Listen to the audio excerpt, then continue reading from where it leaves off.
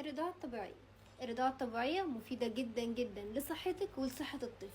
بلاش بقى نعمل زي الناس والماميز والحاجات الجديدة دي، اصل مش هرضع عشان صدري ما يبص، اصل مش هرضع عشان البيبي مش عارفة ايه. الكلام ده غلط تماما. كل الاجانب بترضع رضاعة طبيعية، واهم حاجة الرضاعة الطبيعية تبدأ في الساعات الاولى من ولادة الجنين وتلامسه لجسمك، زي ما بيحصل دلوقتي بنشوف السيشن بتاع الولادة، لازم يقربوه على جلدك ويبدأ يرضع في الساعات الاولانية. زي ما كانوا بيقولوا كده لبن السرسوب، اللبن ده على فكرة افضل لبن لصحة الجنين، وبيحميه من امراض كتيره قوي، بيحميه من الصفرة، بيحميه من الربو، بيحميه من مخاطر كتيره جدا. اللبن ده مفيد جدا. طب لو انت جايبه توأم هتقولي اللبن ده مش هيقضيهم، لا اللبن ده هيقضيهم، ربنا عامل اللبن ده عشان يقضيهم هما الاثنين. هترضعي بس كمان يعني اسالي دكتورك لو ينفع معاه لبن صناعي، اوكي، والدكتور هو اللي يحدده. على فكره اللبن الصناعي بيعمل سمنه على الفاضي، لكن اللبن بتاع الام هو بيخلي الطفل ضعيف بس فيه صحه.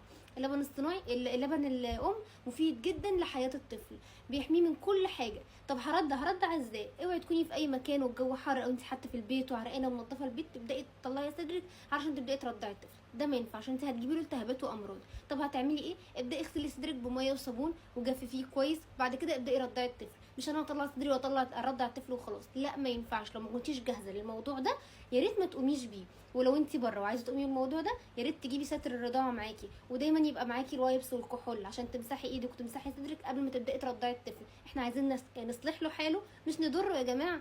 حافظي على نفسك وعيشيها صح. ولو عندك صاحبتك لسه والده جديد ابعتي لها الفيديو، ولو متابعني على تيك توك خلي القلب لونه احمر واعملي حفظ للفيديو، ولو على اليوتيوب اعملي سبسكرايب لقناتي على اليوتيوب.